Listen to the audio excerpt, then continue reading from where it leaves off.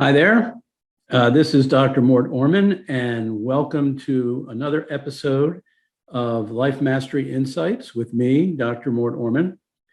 This is a weekly show where I will discuss a topic each week that has to do with increasing your happiness, reducing your stress, or otherwise improving your life mastery skills.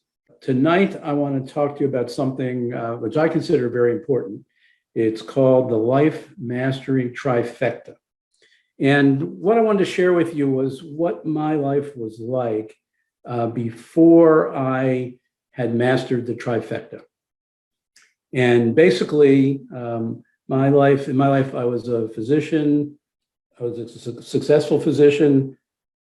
I had a pretty good life. I was very successful, but basically, I was not all that happy.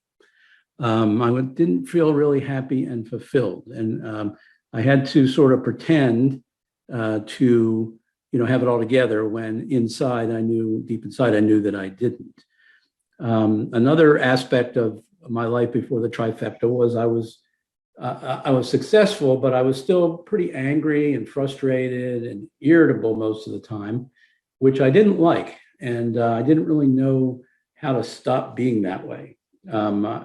I tried a lot of different things and spent a good amount of time trying to learn about how to get rid of those feelings, and I really was never successful at it. So it was a big problem for me that, again, you kind of hide that from most other people. You don't let them see that side of you. Another thing that I struggled with before the trifecta was I was very anxious and sometimes felt depressed. And again, as a physician, you don't want to walk around projecting that. So you kind of have to spend a good amount of psychic energy pretending to other people that you're not feeling anxious and you're not feeling depressed. And that got to be a little bit of a burden. And then another aspect of my life where I was successful in many aspects, but not in this aspect. And that is when it came to relationships.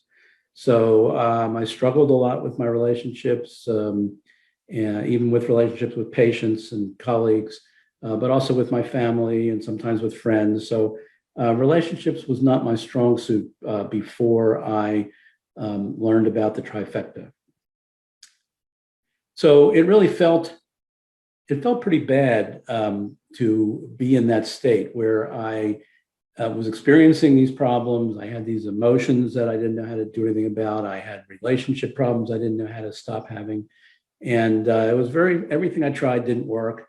And it was kind of frustrating and demoralizing to a certain extent, particularly when you're used to being successful. And I was used to being successful at most things I turned my attention to, but I just couldn't crack this nut. I couldn't figure out the solution to these personal problems that were bothering me. And then I want to share with you now what my life has been like after the trifecta. So after I gained the trifecta of life mastery skills that I'm going to share with you in this presentation, I was still successful in my career, but now I was much happier. I was actually ridiculously happy, happy in ways that I never dreamed that I could be. I was also no longer angry or irritable, which was a great relief to me. And I really stopped having feelings of depression, and overall, I just felt much more in control of my emotions and free of a lot of the bothersome emotions and stressful emotions that I had experienced. Also, my relationships improved dramatically. I started having better relationships with patients. I improved my relationships with my parents and family, and over the last 40 years or so, I have had a much easier time in my relationships. I won't say I'm the greatest relationship creator in the world. There's plenty of people better than me, but from where I was to where I am now is light years different. And that came as a result of the trifecta. So my life after the trifecta feels really, really good, and it has been for the last 30 or 40 years, where I just could not believe how great I could feel, given that in my 20s and my 30s, I kind of never felt that I would get free from all of that distress that I was experiencing. So let's talk a little bit about the Life Mastery Trifecta, what it actually is. So It's basically three skill sets that everybody needs and everybody should have command of. These are three skill sets that can give you great boosts in your overall happiness. And they are also three skill sets that are great for living well and having a great life, having a satisfying life, a life that you're proud of. And it's three skill sets that'll help you be the best you can be. So these are all areas of life that most people struggle with. And when you get to master these areas, it feels good because you know how rare it is for most people to even master one of these three areas. And when you can get all three locked down and you have command of them, it really makes a difference in how you approach life and how you experience life. So what is this trifecta that I've been talking about? Well, it consists of three things, three skill sets. The first skill set is emotional mastery or emotions mastery, the ability to master your emotions instead of having your emotions kind of control your life to a large degree. The second part of the trifecta is relationships mastery, to be able to have command of your relationships, to be able to know how to create good relationships with people and not commit some of the relationship mistakes that most of us commit on a regular basis. And then the third piece of the life mastery trifecta is what I call stress mastery. The ability, and this is very different than stress management, which I'll talk about in a few minutes. It's the ability to actually master stress, and I'll explain to you exactly what I mean by that. So let's look at each of these individually for a moment. So emotions mastery. This is actually something that few people achieve. And one of the reasons for this is we don't have a lot of good role models. You don't see a lot of people out and about who are have good emotion mastery skill. In fact, what you tend to see is the opposite. You tend to see people who are, losing control of their emotions, being dragged around by their emotions, being dictated by their emotions. And you don't really see a lot of people who have a skill and an adeptness with their emotions. We don't get training about this in schools. So that's another reason why most of us don't achieve emotions mastery. And emotions mastery is different than what's being talked about today as emotional intelligence. There's a lot of emphasis on emotional intelligence and how important it is. It's more important than IQ. And a lot of business people are talking about emotional intelligence. But if you really dig into emotional intelligence,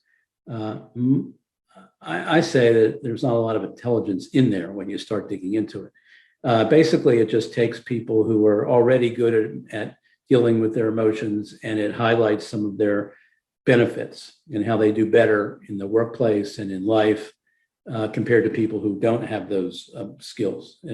It's not really designed to help move people from not being good at dealing with their emotions to being good at dealing with their emotions. They say they are, but they don't really. When you dig into their material, when you dig into their principles, their philosophies, it doesn't give people the power that they really want to have control over their emotions. So I believe that emotions mastery is superior to emotional intelligence and does and gives you many more benefits than emotional intelligence can possibly do.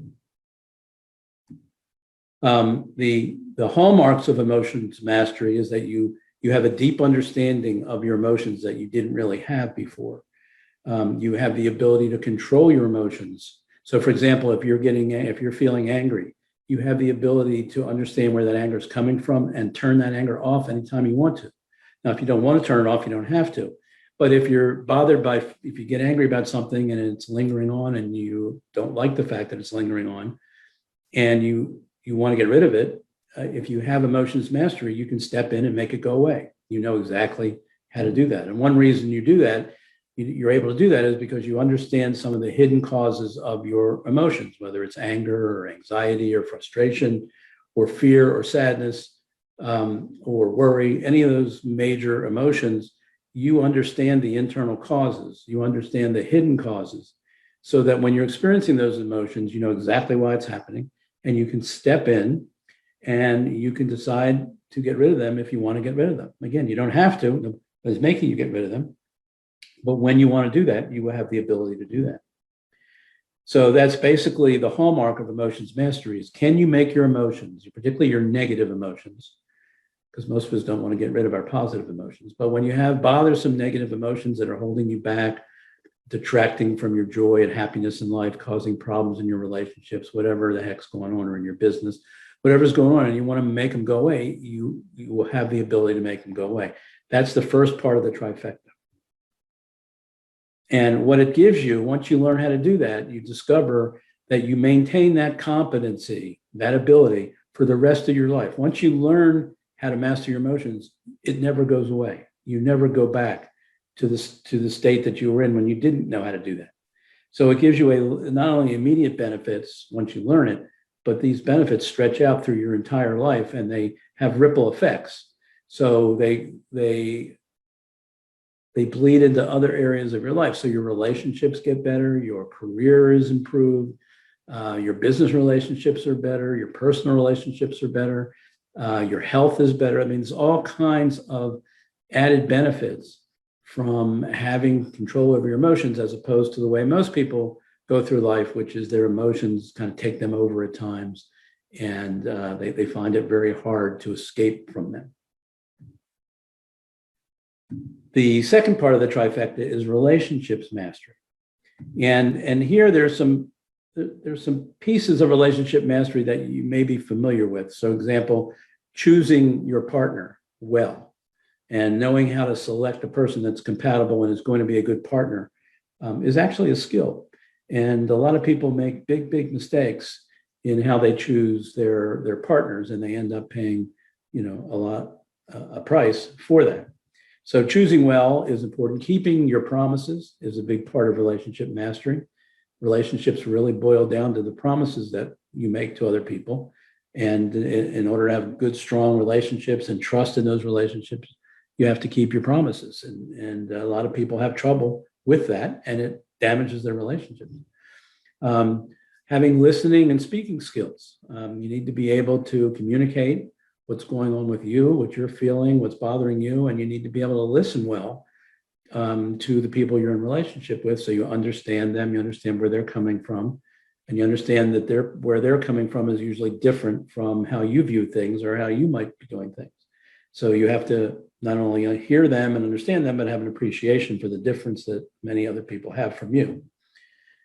And respecting these differences. So instead of seeing a difference between you and other people and saying, I need to fix them, I need to make them more like me, so they don't have that difference, that's not a good way to try to conduct a relationship. It's going to backfire on you.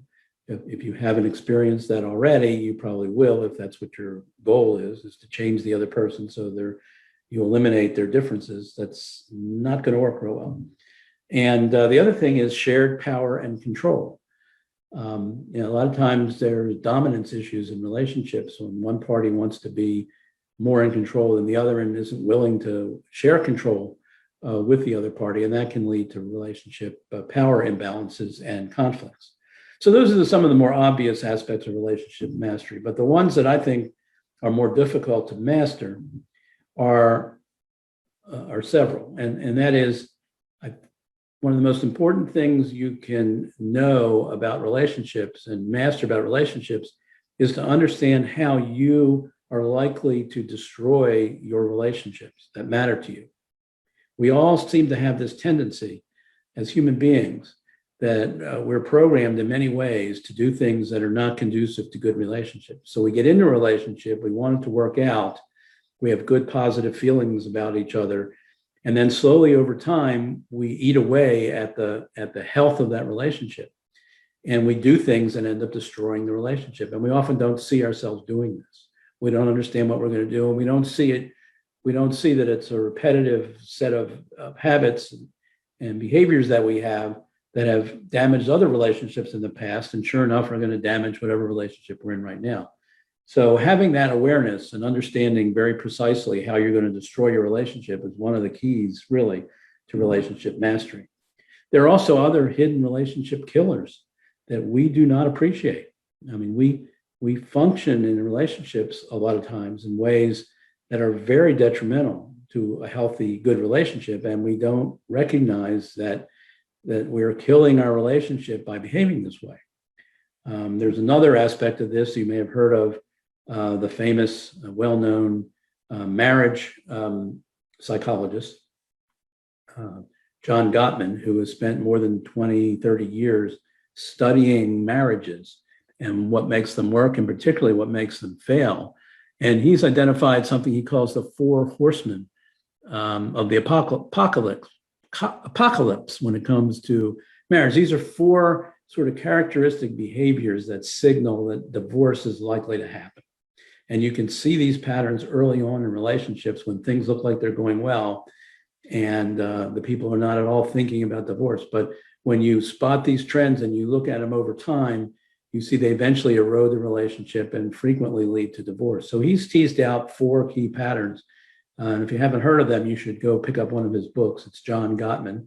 And you can learn these are four relationship killers that are very powerful, and they destroy a lot of relationships. So that's important. And then it's also equally important, not just for you to understand how you're going to destroy your patterns are going to destroy your relationship, but your partner also has patterns that are destructive to the relationship. And they have to identify their patterns. And it's really good if you each know each other's patterns. So you know how each other is going to try to destroy the relationship, and you can step in and remind each other when you're headed down a path that's going to lead to heartache and is going to lead to disappointment. And a lot of times having two people, not just yourself trying to deal with your own relationship destroying patterns, but having a partner that knows what your patterns are and knows the telltale signs that they're starting to appear, and then can step in and remind you and help you to keep that from happening. So the whole secret, another secret of relationship mastery is being able to overcome these relationship destroying tendencies that we all have that we don't see very clearly, but you have to learn how to see them, and then you learn how to master them, and that will help you succeed in your relationships.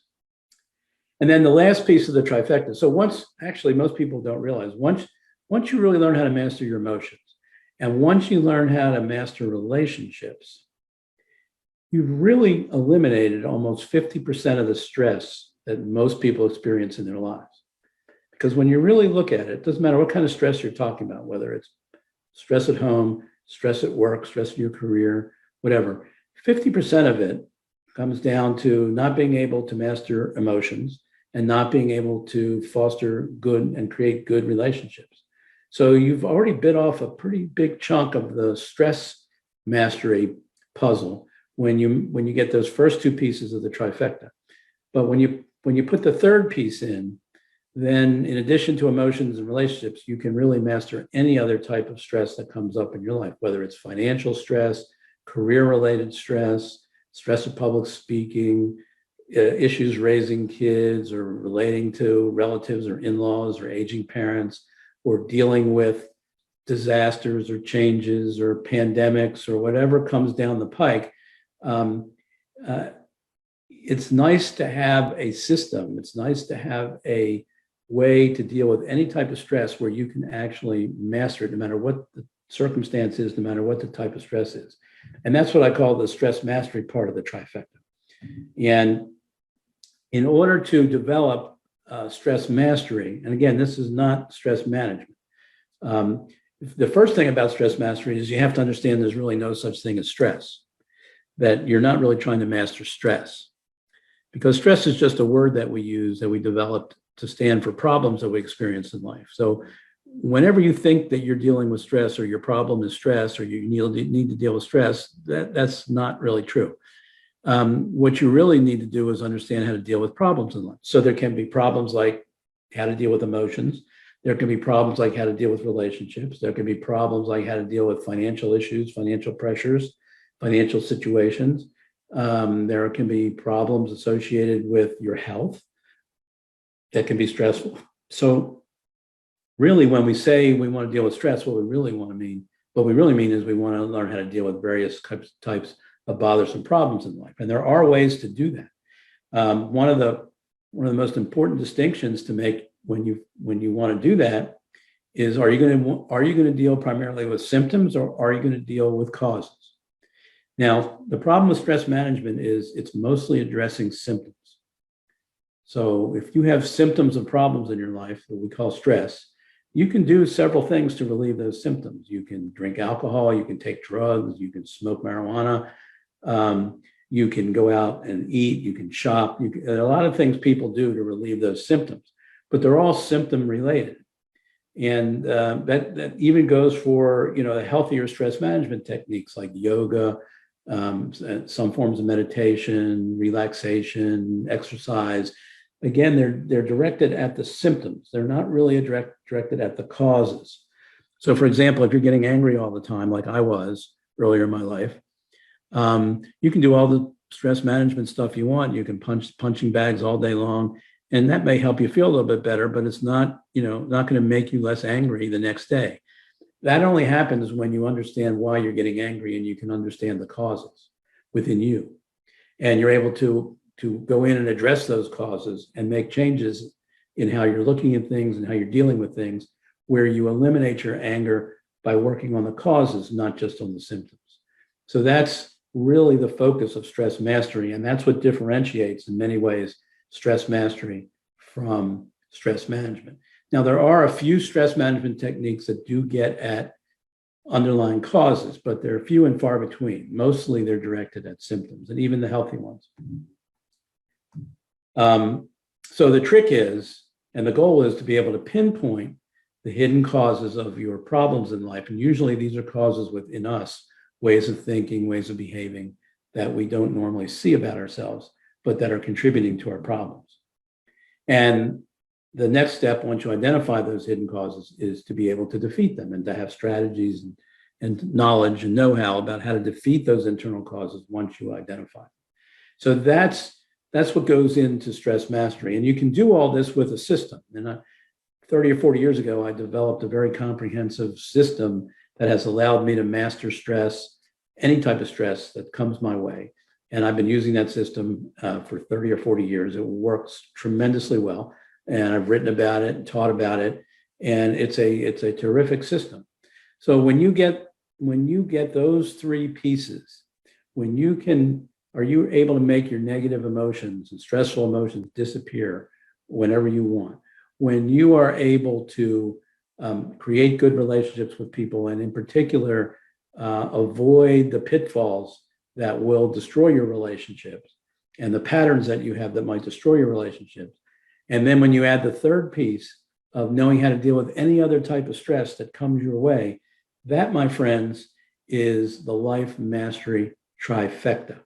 You get those three skill sets under your belt, and you will be in the tippy top 1% of people alive today in terms of their ability to master life.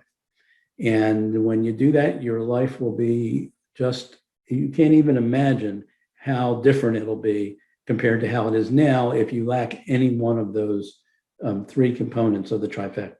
So the trifecta is something very, very important. And it's something that most people are not aware of, don't think about, but I am definitely aware of it. And that's one of the things that I want to make available to people in the initiative that I'm bringing forth, called the Life Mastery Skills for Men Online Learning Center. And I'll be opening up a membership site primarily for men at this moment, to come in and learn some of these trifecta skills and also other more advanced life mastery skills once they master those three key core components. And the site will be free to join. There'll be both free and paid courses and content in the membership site.